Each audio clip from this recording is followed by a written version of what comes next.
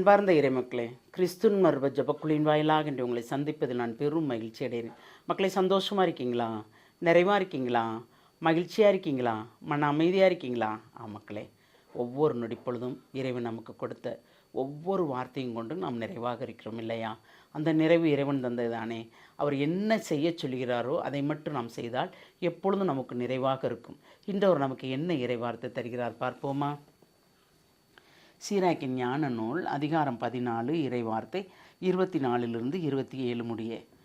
அதன் வீட்டின் அருகே தங்குவோரும் அதன் சுவரில் தம் கூடாரத்தின் முளையை இருக்குவோரும் பேர் பெற்றோர். அதன் அருகிலே தம் கூடாரத்தை அமைப்போரும் அதன் இனிமை நிறைந்த இடத்தில் தம் இல்லத்தை கட்டுவோரும் பேர் பெற்றோர். அதன் நிலையில் தம் பிள்ளைகளை கிடைத்துவோரும் அதன் கிளைகளுக்கு அடியில் தங்குவோரும் பேர் பெற்றோர். வெப்பத்தின் இன்றி ஞானத்திடம் தஞ்சம் புகுவோரும் அதன் மாட்சியின் நடுவே குடியிருப்போரும் பேர் பெற்றோர். Praise the Lord. வெப்பத்தின் நின்று ஞானத்திடம் தஞ்சம் புகுவோரும் அதன் மாட்சியின் நடுவே குடியிருப்போரும் பேர் பெற்றோர். வெப்பம் சோதிக்கிறவன் இல்லையா? அந்த சோதனையை விட்டு நாம் ஞானத்திடம் தஞ்சம் புகும்போது எல்லாமே நமக்கு நிறைவாக இருக்கும். எப்பொழுதும் நாம் இறைவனோடு இணைந்து நடக்கும்போது அந்த இறைவன் கொடுக்கின்ற வரப்பிரசாதம், இறைவா எனக்கு ஒரு கூடாரம் வேண்டும், கூடாரம் அமைக்க இடம் வேண்டும், அந்த இடத்தில் நீர் எனக்கு கூடாரம் அமைத்து தர வேண்டும், நீர் தருகின்ற கூடாரத்தில் நானும் என் பிள்ளைகளும் நிறைவாக வாழ்வோம் என்று நாம் கேட்கும்போது கண்டிப்பாக தருவார். அது எப்படி தருவாருங்க? உழைப்பே இல்லை, எங்களால் ஒன்றுமே செய்ய முடியல, இப்போதே நாங்கள் ஒன்றும் செய்ய முடியாத நிலையில் இருக்கிறோம் என்று நாம் நினைத்தோம் என்றால் நாம் விசுவசிக்காதவர்கள் இல்லையா? அவன் நம்பிக்கை கொள்பவர்கள் நாம். இறைவன் செய்ய வல்லவர், ஒரு நொடிக்கில் அனைத்தையும் தலைகளாக மாற்றி அமைப்பவர்.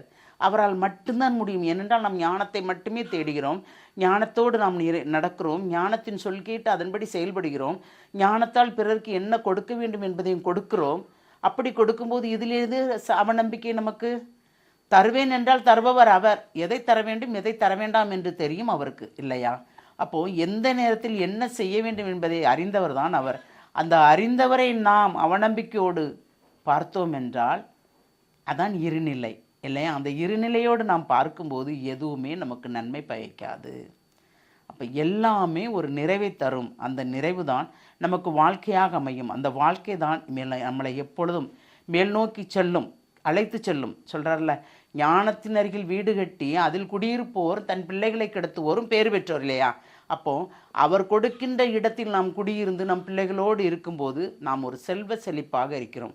தூயாவின் வல்லமை கொண்டு அவர் நம்மளை வழிநடத்துகிறார், நம்மளை பாதுகாக்கிறார், நம்மளை பலப்படுத்துகிறார், நம்மளை தேற்றுகிறார், நம்மளை திடப்படுத்துகிறார், நம்மளை தாங்குகிறார், நம்மளை தப்புவிக்கிறார், நம்மளை ஏந்துகிறார். எல்லாமே இறை சித்தம். நம்மளால் எதுவுமே முடியாது, நம் புத்திக்கு எட்டாதது, அறிவுக்கு எட்டாது எல்லாமே அவர் தருகிறார். நீ இன்று நினைத்திருப்பாய், எனக்கு இது வேண்டும் இறைவா என்று. ஏனென்றால் சும்மா கேட்பவர்களுக்கு கிடைக்காது. இறைவனோடு இணைந்திருப்பவர்களுக்கு வாழ வழி இல்லை ஆண்டவரே, ஆனால் என்னிடம் ஒன்றுமே இல்லை, ஆனால் எனக்கு இது வேண்டும்.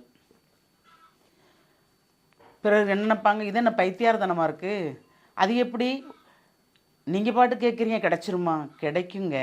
தர்றவர் எங்கள் ஐயா இல்லை இல்லையா? நம்ம ஐயா இல்லையா? நம் தந்தை அல்லவா? அப்பா என்று அழைக்க உரிமை கொடுத்தவர் எதை கேட்டாலும் தரமாட்டார், நன்மையானதை கேட்டால் மட்டும்தான் தருவார். நாம் அவருக்கு உகந்ததாக இருந்தால் மட்டும்தான் தருவார். அப்படி நாம் உகந்து இருக்கிறோம் என்று நினைத்து கொண்டு கேட்டோம் என்றால் இல்லை. உகந்து இருந்து நடந்து காமித்தால்தான், இருந்தால்தான் நமக்கு கிடைக்கும். அதான் இருவகை ஆக்டிங் இல்லாதவாறு ஒரே நிலையில் அவரோடு இருக்கும்போது எல்லாமே நன்மையாக நடக்கும்.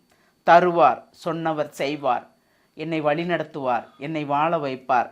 அவருக்கு விருப்பமில்லாத காரியங்கள் நான் ஈடுபட்டால் நான் கண்டிப்பாக அடி வாங்குவேன் அவரிடமிருந்து என்ற அந்த ஒரு சிந்தனை மட்டும் நமக்குள்ளே இருந்தால் அவர் விரும்பாத எந்த காரியங்களும் நாம் செய்வதில்லை. அதை மட்டும் நம்ம மனசில் உறுதியாக நினச்சிக்கிறணும் இல்லையா?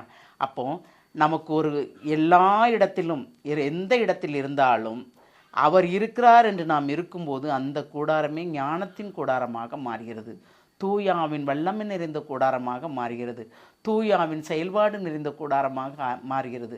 தூயாவின் வல்லமையின் செயலும் சேர்ந்தால் எவ்வளவு நிறைவிருக்கும் இல்லையா? அந்த நிறைவை கேட்போமா?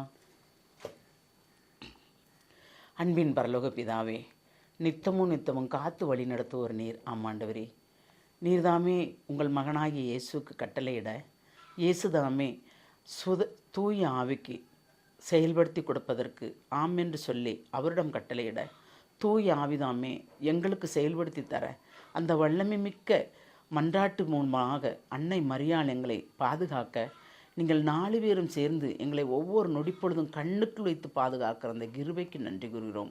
ஆண்டவரே, ஒவ்வொரு நாளும் ஒவ்வொரு விதமான ஆசீர்வாதத்தை தந்து எங்களை நிறைவுபடுத்துகிறீரே, அதற்கு நன்றி கூறி இந்த நாள் ஒரு நிறைவுள்ள நாள் என்று உறுதியும் கூறி எங்களை முழுமையாக உம்முடைய இரக்கத்துக்குள் ஒப்புக் கொடுக்கிறோம். ஜெபங்கேற்கும் நல்ல பிதாவே, ஆமேன், ஆமேன், ஆமேன்.